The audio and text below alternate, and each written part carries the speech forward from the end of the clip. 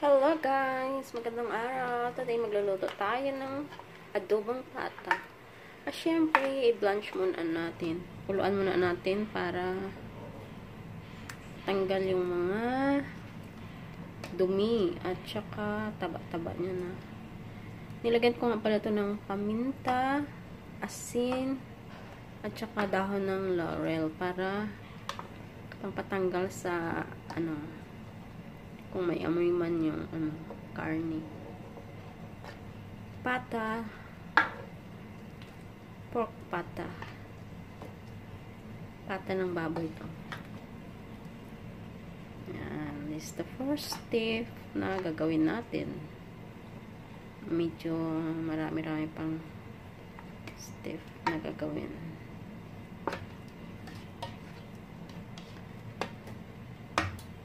And after ito pag kumulo, tapon natin yung tubig, tapos hugasan natin uli yung pata, tapos i-ano naman natin yung isa lang muna natin sa kawali para parang itosta natin siya ng konti.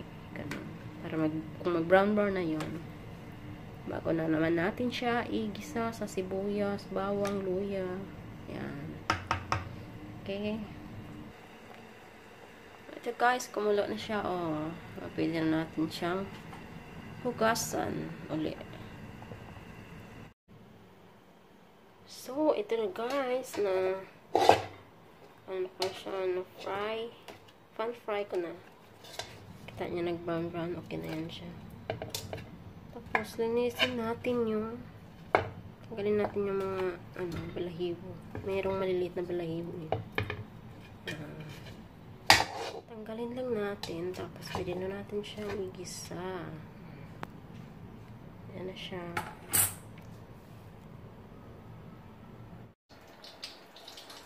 At guys, mayroon ako dito star anise, cinnamon bark, dahon ng laurel. Ito is luya, bawang, at sibuyas.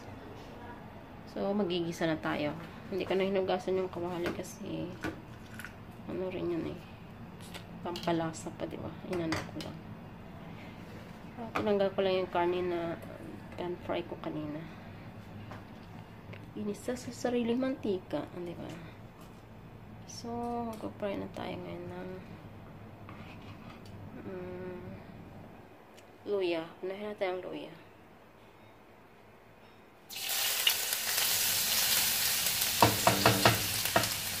Lagay natin cinnamon bark at star anise. Ang bango. Lagay ko na rin ang sibuyas at bawang. Bango ng ng amoy na guys. Sarap. Ang bango. Try nyo din. Tapos, lagyan natin ng rock sugar. Ayan. Para dumikit mamaya sa karne kapag ginisa na natin ang karne. Rock sugar, white nilagay ko. Ilagay na natin ang karne. Pata. Ang pata.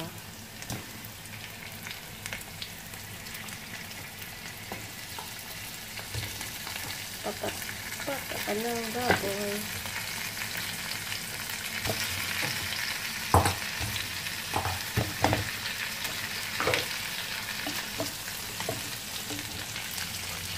Ito na rin natin yung laurel.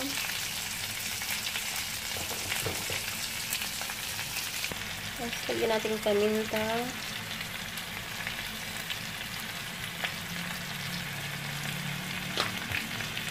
Extra sauce.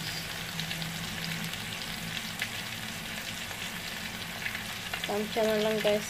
Kapag may dagdagan na lang natin. Tansyahan na lang ito sa akin. Tapos dark soy sauce para mag-kulay ang mas ng dark color. So, ano ito.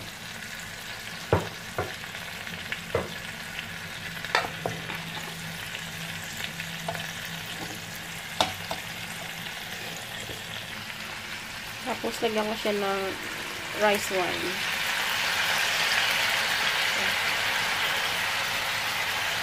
Hindi ko nalagyan ng suka. Rice wine na lang. Lagyan na natin ng tubig para palambutin.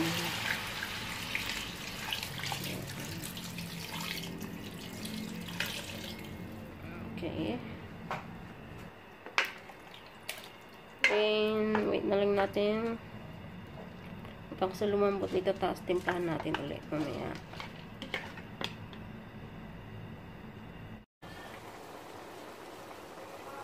Ito guys, after 2 hours ng pagpapakulo, ito lambot na. Pwede na siyang kainin.